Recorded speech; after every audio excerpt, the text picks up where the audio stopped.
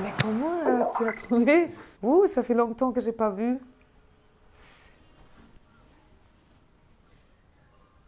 Pardon. Comme ça. Mais c'est marrant, ça me fait tellement rire.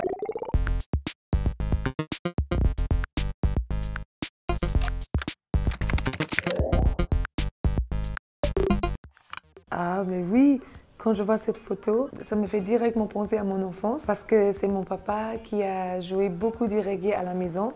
Et bien sûr, Toots and the Maytals, c'était beaucoup des groupes de reggae qu'il a joué.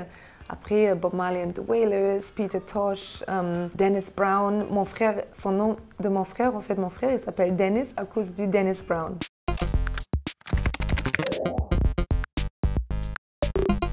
Oh, A Song for You, oui.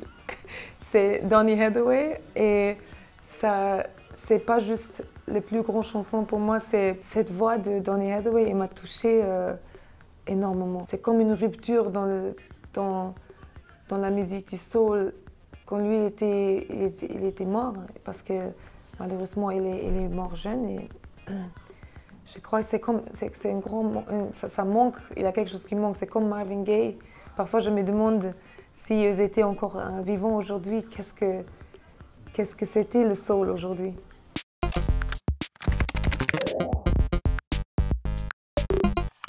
Oh, c'est trop bien! Mon livre préféré, c'est Siddhartha de Hermann Hesse. Et ce livre, pour moi, c'est d'abord, je peux dire, pour tous les gens qui n'aiment pas trop lire des livres, ce livre, on peut lire facilement, je trouve. C'est, comment on dit ça, timeless, intemporel, merci. C'est un livre intemporel. J'adore l'histoire. Ça explique, ça parle du Bouddha avant Bouddha. Siddhartha, avant, il est devenu, on ne peut même pas dire avant, il est devenu Bouddha, mais c'est l'histoire de Siddhartha.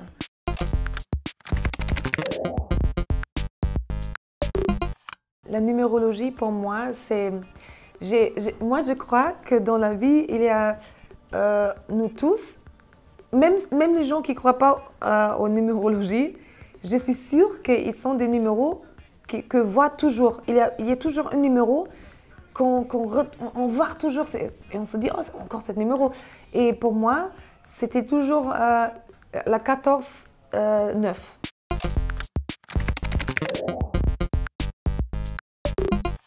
Ah, Nagui, pour, Nagui pour moi, c'est Taratata, c'est le début pour moi de ma carrière. Mon première télé que je fais jamais dans ma vie, mon premier grand télé que je fais. Et après ça, tout a changé pour moi.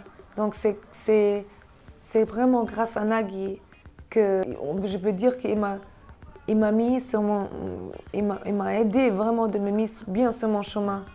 Et je suis tellement reconnaissante et c'est quelqu'un de très bien et j'adore ce qu'il fait parce qu'il a fait tellement de choses pour la musique.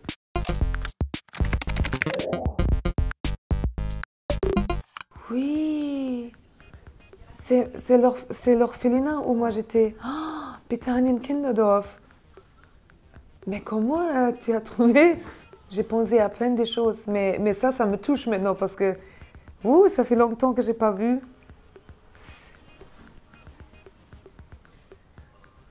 Pardon. Ah oui. Non, ça sont des bons armes, c'est pas la tristesse. Ça fait... Oui, ça me touche parce que c'est un endroit. C'est marrant parce que ça fait quelques jours que j'ai parlé avec ma fille et je lui ai demandé si elle voudrait bien partir là-bas avec moi parce que je voulais la montrer où moi j'ai passé 4 ans de mon enfance, 4 ans très importants de mon enfance parce que j'avais très jeune. La première fois que je suis allée là-bas, j'avais 6 ans. Après, je suis revenue à la maison, chez mon père, et repartir là-bas à 9 ans. Et après ça, je restais jusqu'à 13 ans. Et pour moi, c'était C'est un endroit... j'ai beaucoup de... En fait, c'est intéressant parce que j'ai beaucoup de sentiments tristes, mais en même temps, c'est la joie. Je sentir tellement... J'ai passé des moments là-bas avec d'autres enfants et tout, avec mon frère, ma sœur. Et en plus, c'était un orphelinat avec plein de, comment on dit, les nonnes. Il ne faut pas faire trop de bêtises et des choses comme ça. Mais nous, on a toujours fait des bêtises. Et cette grande maison derrière, ce truc-là, ça, c'est très, très, très grand. C'est là où il y a le principal, le directeur de toute l'orphelinat. Et nous, on n'avait pas le droit de faire du skate devant, mais on est toujours allé là-bas et on fait du skate. Et juste le moment où il y a quelqu'un qui est venu pour ouvrir la porte, on est parti. En fait, c'était un temps important dans ma vie.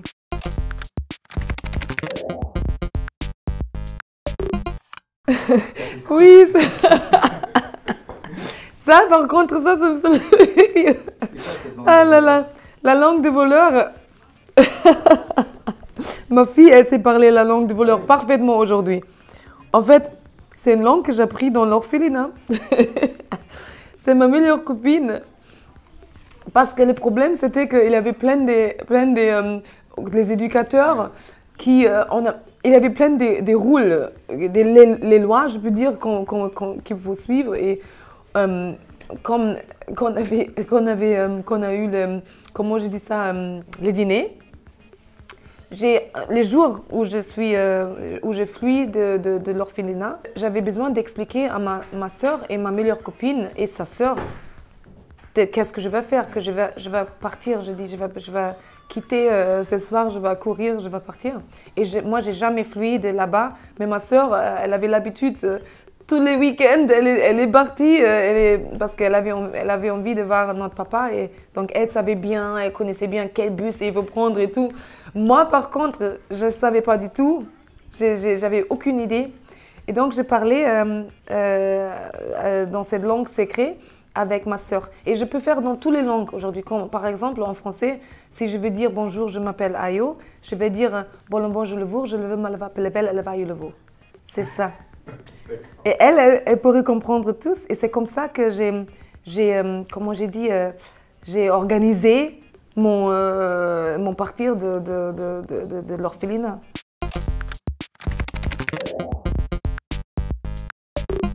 Tout ce que le disque est, c'était pas du tout, c'était pas quelque chose, c'était pas prévu quoi. Il n'avait pas de concept. Il avait totalement une autre idée. Normalement, je dois enregistrer 4 jours avant. Je savais que ok, je vais enregistrer. J'ai changé mon opinion. En fait, je ne voulais plus enregistrer un disque avec des reprises de mes propres chansons à moi. J'ai pensé que tout le monde va penser que oh, elle a plus des idées, elle veut sauter sur le succès des premiers disques. Dans ma tête, c'était tout ça. J'étais déjà pas bien avant l'enregistrement. J'avais plein d'autres problèmes dans ma vie. Aussi l'autre photo, les nouvelles lois aux États-Unis. Je peux dire que ce disque, pour moi, j'ai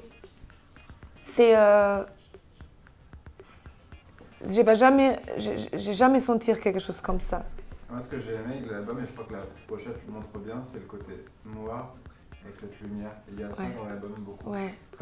Merci. Des difficiles, mais on sent que la lumière, tu finis Royal par exemple, merci beaucoup. Dire. J'ai l'impression que c'est ça en fait l'album. C'est exactement. Un contraste de lumière, de noirceur qui est baigné par la lumière à la fin. Mais tu as tout compris. Alors, en fait, c'est magnifique parce que tu sais, quand tu enregistres un disque, parfois, tu aimes, tu es tellement dedans et tu te dis que oh, c'est magnifique, je suis trop contente. Après, tu pars de studio, tu es chez toi, tu réécoutes et tu ne sens plus exactement la même chose que tu as senti dans le studio. Et tu te demandes, ah, est-ce que peut-être, c'est pas peut-être, non, c'est peut-être même pas. J'étais dans une, je sais pas, c'était une vibe et on était tous dedans et maintenant on n'est plus dedans. Mais cette fois, j'ai toujours le même sentiment. J'écoute le disque et je sentis encore ça. Et c'était dans le studio, c'était un moment de lumière. C'est la lumière qui est re-rentrée dans ma vie. Parce que j'étais dans une place très dark. Et la seule chose royale, c'est Dieu. Et comment je dis ça aujourd'hui, les gens veulent tout être reine et roi et on aime bien porter une crown. Mais je crois que the crown, ça peut jamais être nous qui porter, c'est l'ego qui a besoin de porter une couronne, exactement.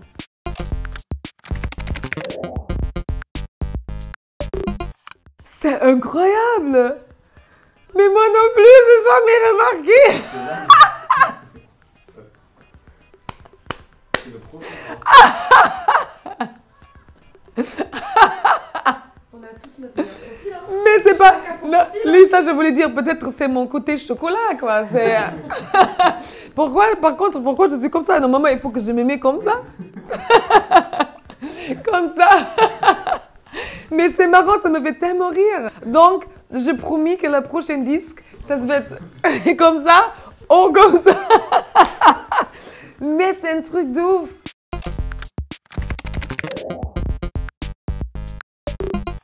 En fait, oui, quand j'étais petit, c'est marrant parce que j'avais envie que mon afro bouge comme les cheveux de mes camarades dans mon classe. J'étais la seule fille avec un afro et avec ma couleur de peau.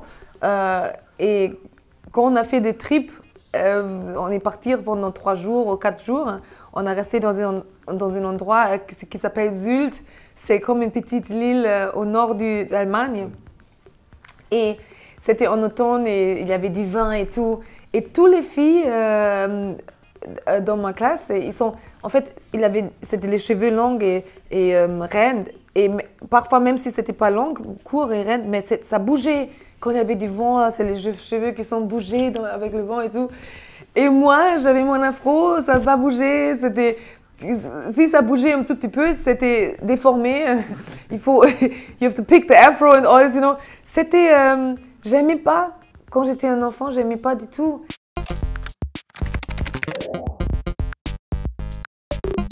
Mon dernier garçon, quand il est né, avant il était né, avant je savais même que j'étais enceinte, je fais des rêves. Il avait des grenouilles dans mes rêves. Et plusieurs rêves et toujours des grenouilles. Et je me dis, mais pourquoi je fais des rêves de grenouilles? Et après, j'ai fait la recherche.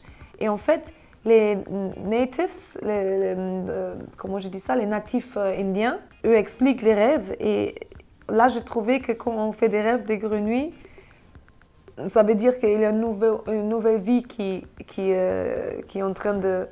On peut être enceinte. Et moi, à ce moment, je pensais que... mais c'est incroyable parce que là, je savais que j'étais enceinte et donc pour moi, c'était incroyable. Merci beaucoup. Merci.